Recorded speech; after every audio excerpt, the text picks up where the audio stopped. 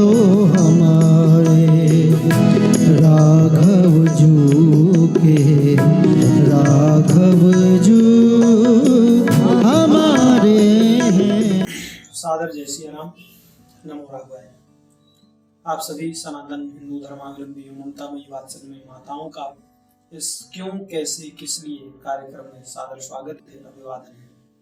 हम आप इस कार्यक्रम के माध्यम से हमारे सनातन धर्म के जितने भी व्रत त्योहार हैं उनका क्यों कैसे किस लिए इस पर आप तक विचार पहुंचाएंगे कि क्यों हमारे इन व्रतों को मनाना चाहिए, कैसे मनाना चाहिए और किस लिए मनाना चाहिए।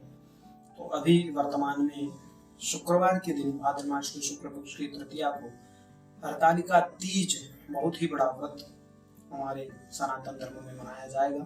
तो उसके संबंध में क्यों मनाया जाएगा, तो हमारे भविष्योत्तर पुराण में इसका वर्णन मिलता है कि इसी तीज भाद्र मास की शुक्ल पक्ष की तृतीया के दिन ही माँ भगवती ने देवादिदेव महादेव का व्रत करके उनका वर के रूप में उन्हें प्राप्त किया था। इसलिए इस हरतालिका तीज को माताएं बड़ी श्रद्धा से और प्रेम से व्रत का पालन करती हैं। कैसे मनाया चाहिए, कैसे मनाना चाहिए, तो इसके संबंध में माँ भगवती ने तो बड़ी कठिनता से इसका पालन किया था, किंतु आज के परिवेश में, आज के समय में सरलतम किस प्रकार माताएं इसका पालन करें, तो मैं समस्त सनातन हिंदू धर्मावलंबी माताओं से प्रार्थना करूंगा कि इस व्रत का पालन कुंवारी कन्याएं भी करती हैं, सधवा माताएं भी करती हैं, विधवा माताएं भी करती हैं। और क्यों करती हैं, तो इसमें भी कुंवारी कन्याएं देवादिदेव महादेव की तरह धर्मशाली वर को प्राप्त करने के लिए, जिनका अनुराग भगवान के चरणों में हो, ऐसे वर को प्राप्त करने के लिए इसका पालन करती हैं। और सधवा माताएं अपने पति के दीर्घायु के लिए, रोग दोष से रक्षा के लिए इस व्रत का पालन करती हैं।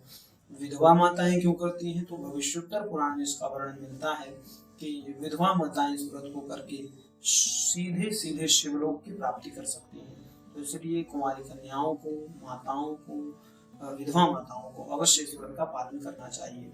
कैसे करना चाहिए, तो भाद्र मास की शुक्ल पक्ष की तृतीया परसों के दिन है, जिस प्रकार शुक्रवार को इस बार मनाई जा रही है।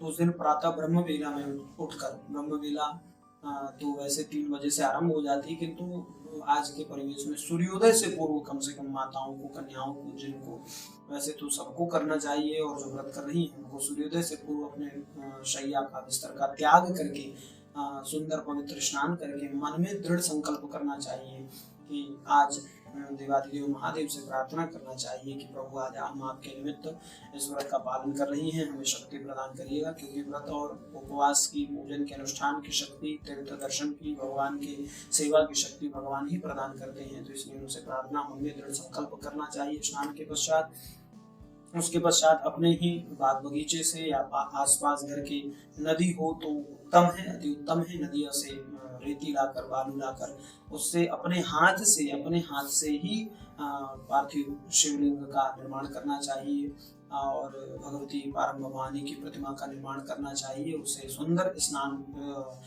स्थान पर उसे विराजित पीढ़ा या चौकी देकर उसके ऊपर सुंदर वस्त्र बिछाकर तत्पश्चात उसे उसके ऊपर किसी पात्र में उन्हें बिठाना चाहिए, आसन बनाना चाहिए, आसन प्रदान करना चाहिए। फिर पूजा कैसे करें, तो पूजा की भी सामान्य विधि है, पंचोपचार विधि। पंचोपचार विधि कैसे करनी चाहिए, तो जिस स्थान पर पूजन करना है उस स्थान की अच्छे से साफ सफाई कर ले, नंबर 1।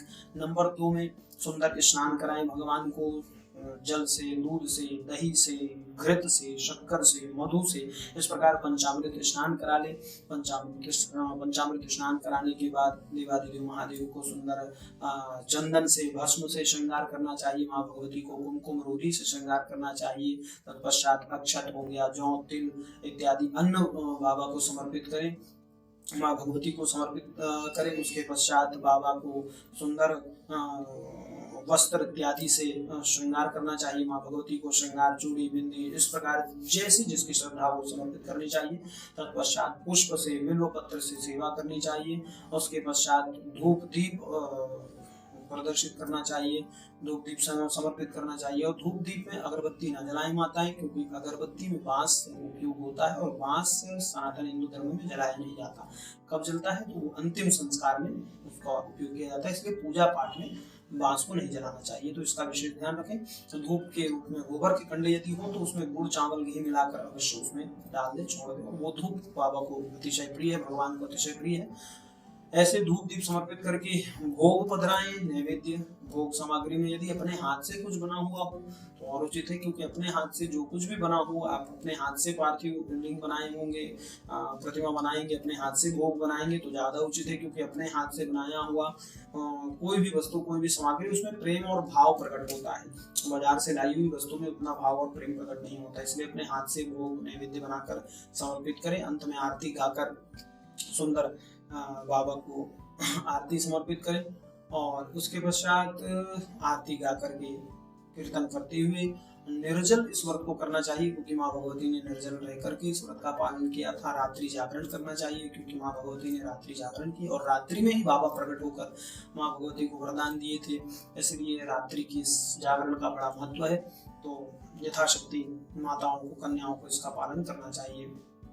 और बंधुओं, तत्पश्चात रात्रि जागरण करते हुए दूसरे दिन प्रातः पुनः सूर्योदय से पूर्व उस विग्रह का विसर्जन अपने आसपास सरोवर हो, तालाब हो, नदी हो तो उसमें जाकर विसर्जित करना चाहिए। तत्पश्चात फिर स्नान ध्यान करके विसर्जित करने के पश्चात पारण करना चाहिए, जो कुछ ग्रहण करना है। और उसके पश्चात बाबा से प्रार्थना करना चाहिए कि बाबा ऐसी शक्ति हमें प्रदान करिएगा कि प्रतिवर्ष आपका व्रत हम पूजन ऐसे ही करते रहें। और ये इस प्रकार संपन्न होने के बाद भगवान का आशीर्वाद आपको अवश्य मिलेगा। और बंधुओं, किस लिए? तो इसके संबंध में देवादेव महादेव से माँ भगवती ने पूछा था कि बाबा मैं कैसे आपके मांग में आई। तो इस व्रत कथा का भी श्रवण पान अपने परिवार के समेत, पति के समेत, बालकों के समेत, बच्चों के समेत इसका श्रवण करना चाहिए। इसके संबंध में माँ भगवती बाबा से पूछा। देवादेव महादेव ने प्राचीन इतिहास का वर्णन किया कि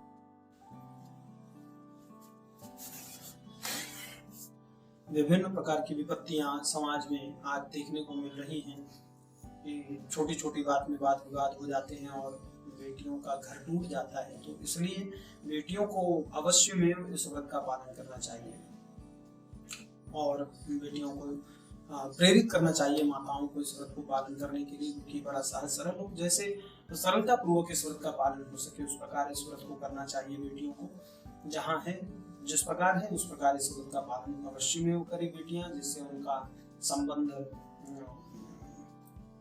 ठोस रहे और सुंदर वर की प्राप्ति हो। जैसे देवादेव महादेव भगवान के चरणों के अनुराग में मग्न रहते हैं, ऐसे ही वर की प्राप्ति हो। और जहाँ भगवान का भजन है वहाँ किसी प्रकार का वाद विवाद होता नहीं।